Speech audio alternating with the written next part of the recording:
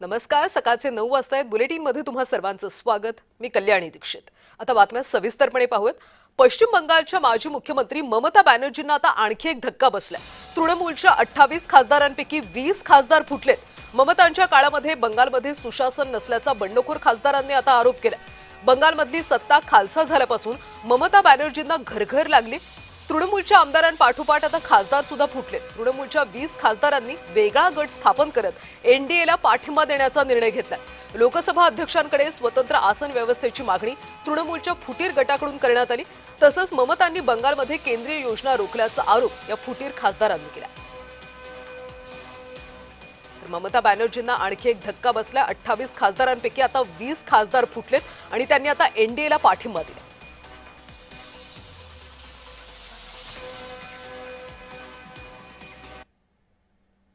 तृणमूलचे खासदार युसुफ पठाण यांनी सुद्धा बंड केल्याचं दिसतंय, कारण युसुफ पठाण यांना अमित शहा यांनी दिल्लीला बोलावल्याची माहिती आहे.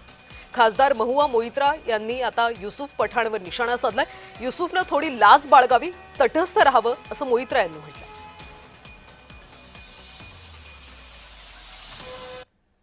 तर ममतांचे खासदार ही फुटल्याचा आता कसा परिणाम होणार आहे पाहूयात सविस्तरपणे. तर सत्ताधारी एनडीएच्या संख्याबळामध्ये 20 खासदारांची आता भर पडणार आहे.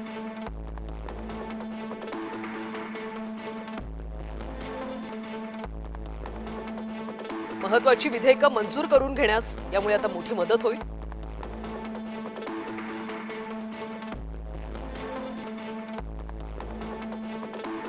राज्यसभेचे खासदार फुटल्यास अधिकच मदत होणार आहे. आणि या सगळ्या फुटलेल्या 20 खासदारांनी एनडीएलाच पाठिंबा दिला, त्यामुळे एनडीएला यामुळे मोठी मदत मिळणार आहे. राज्यसभेचे खासदार असतील तर अधिकच मदत मिळेल. दरम्यान शिवसेना, टीडीपी सारख्या पक्षांचं महत्त्व आता तुलनेने कमी होणार आहे.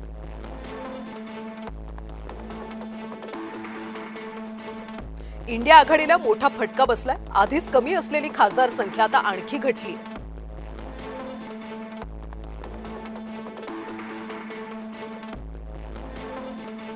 काँग्रेस पाठोपाठ सर्वाधिक खासदार असलेला पक्ष म्हणून मिरवता येणार नाही.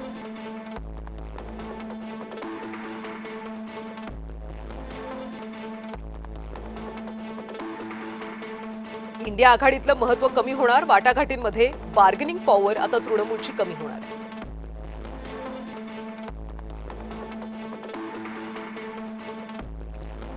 आणि या सगळ्या संदर्भात आपण अधिकची सविस्तर माहिती घेऊयात.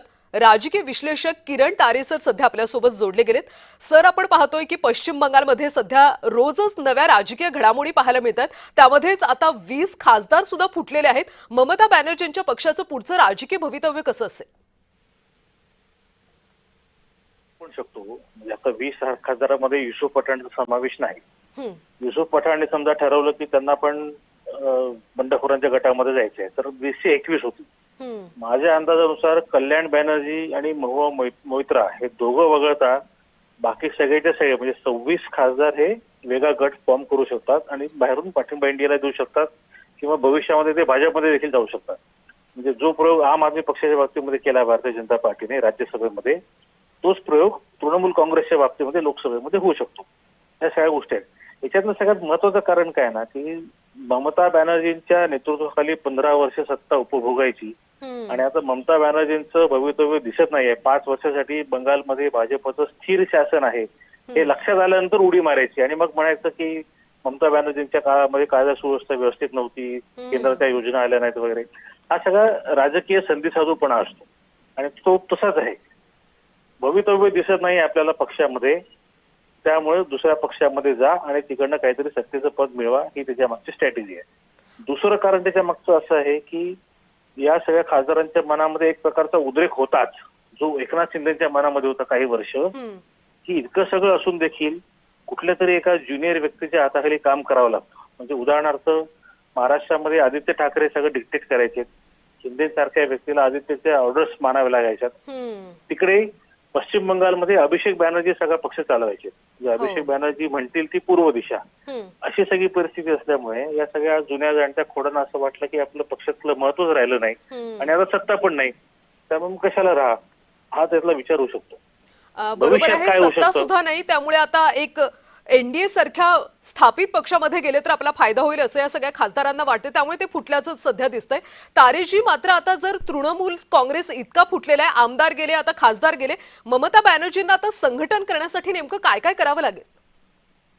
नाही, संघटना उभी राहणं फार अवघड काम असतं. म्हणजे ममता बॅनर्जींचे आमदार खासदार आता गेले ते ठीक आहे, पण ममता बॅनर्जींनी त्यांच्या जिल्हा स्तरावरच्या सगळ्या समित्या बरखास्त केलेल्या आहेत. त्यांनी सगळी कार्यकारिणी काढून टाकलेली आहे. त्यांना पक्ष नव्याने बांधणं ही त्यांच्या पुढची आत्ताची गरज आहे आणि तितकं सोपं नसतं. म्हणजे सत्ता असताना पक्ष बांधणं फार सोपं आहे, पण विरोधी पक्षामध्ये असताना सतत संघर्ष करून आणि समोर भारतीय जनता पार्टी सारखा अतिशय आक्रमक विरोधक असताना पक्ष बांधणं तेवढंसं सोपं नाही. आणि शिवाय ममता बॅनर्जींचं वय त्या 70च्या वर आहेत. त्या 40 मध्ये होत्या तेव्हा त्यांनी प्रचंड संघर्ष केला. रस्त्यावर उतरून त्यांनी सगळ्या विरोधकांना नामोहरम करून टाकलं होतं. तेव्हा वय त्यांच्या बाजूने होतं. त्यांचं वय जास्त आहे. त्या वाढत्या वयानुसार त्या कितपत फिरू शकतात, कितपत अग्रेसिव्हली होऊ शकतात, याच्यावर सगळा खेळ त्यांचा अवलंबून असेल.